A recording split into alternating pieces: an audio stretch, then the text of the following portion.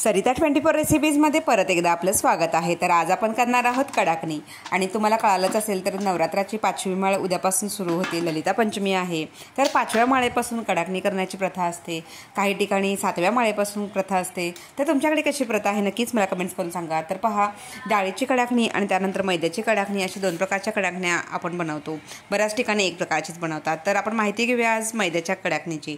तर पहा, इथे आम्ही घेतलेला आहे 2 वाटी, ही जी वाटी दाखवली आहे 2 वाटी मैदा, आणि इथे मी बारीक रवासुद्धा घेतलेला आहे, ती अर्धी वाटीपेक्षा कमी आहे। 1 वाटी, इकडे मी 1.5 वाटी टोटल हे घेतलेलं आहे, साखर घेतलेली आहे।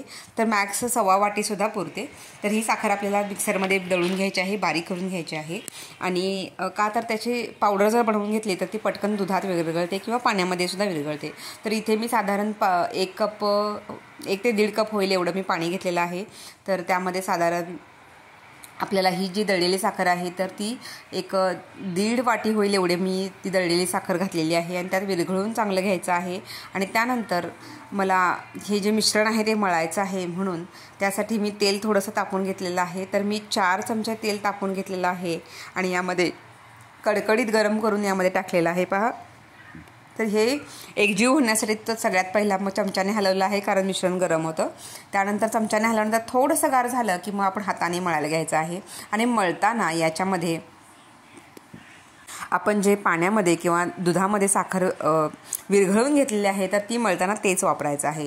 तर तुम्हाला लागेल तसंच ते मिश्रण घ्यायचं आहे, कारण पाणी जास्त आहे म्हणून जास्त ओतून ठेवू नका। तर थोडंसं घट्टसरच हे मिश्रण आधी मळायचं आहे आणि 2 तास भिजत ठेवायचं आहे, कारण त्यामधला जो रवा असतो तो सुद्धा भिजून निघतो। तर तसा हा रवा एकदम बारीकवाला असतो, जो एकदम म्हणतो ना चिरोटे रवा असं म्हणतात, तर तो चिरोटे रवा घेतलेला आहे, कारण तो पटकन भिजला जातो आणि फुलतो सुद्धा।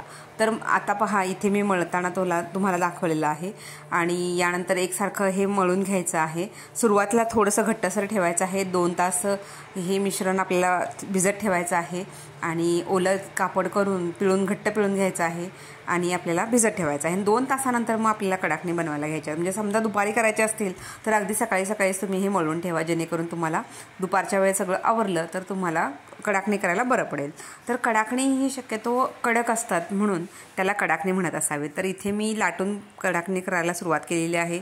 सुरुवातीला 1-2 छोटे गोळे घेऊन मी लाटलेला आहे। त्यानंतर मला एकसारखे आकार हवे होते म्हणून मी थोडीशी वेगळी पद्धत, जशी आपण पुऱ्या बनवतो तसं एक वेगळी पद्धत केलेली आहे, की एकावेळी जास्त पीठ घेऊन हे करायचं आणि त्याचा जसा आपल्याला जेवढा छोटा किंवा मोठा गोलाकार हवा आहे तसा आपण काढू शकतो। त्याप्रमाणे दोन्ही प्रकारे मी इथे कडाकणी केलेली आहे, इथं लाटलेली आहे। तर ती जास्त पातळ पण नाही करायची आणि जास्त जाड पण नाही करायची, किंवा मीडियम तुम्ही पातळ जरी ठेवले तरी छान होते, कारण कडक असते ती। आता ही मी पातळ ठेवली होती ती कडक झाली, आणि इकडे थोडंसं जर जाड झालं तर ती पुरीसारखी फुगते। तर ती फुगली तर एवढी छान नाही लागत, कडक असेल तर ती जास्त छान लागते। मग म्हणून आपल्याला काय करायचं होतं, तर आम्ही काय केलं होतं की इथे बघा तळताना सुद्धा दाखवलेलं आहे, त्याशी एकसारखी फुगते, एक चपटी होते एक फुगते।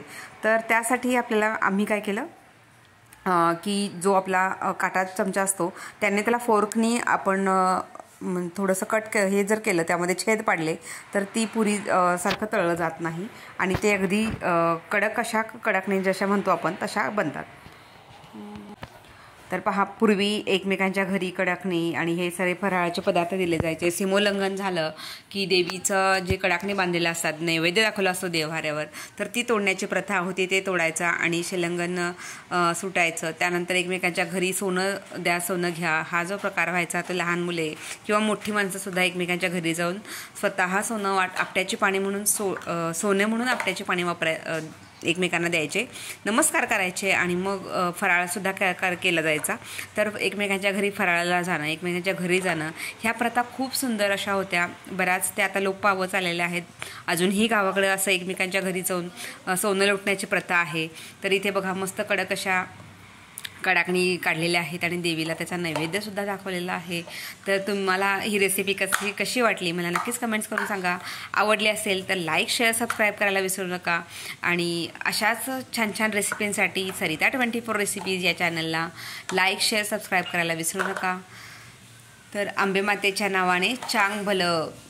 आणि तुम्ही तुमच्या घरी कुठले कुठले पदार्थ करतात नवरात्रामध्ये मला ते सुद्धा जरूर कमेंट्स करून सांगा। कारण प्रत्येक एरियामध्ये वेगवेगळ्या प्रथा असतात, वेगवेगळे पदार्थ बनले जातात. तर इथे कडक खुसखुशीत मी मोडूनही दाखवलेले आहे. खूप सुंदर बनलेले आहे.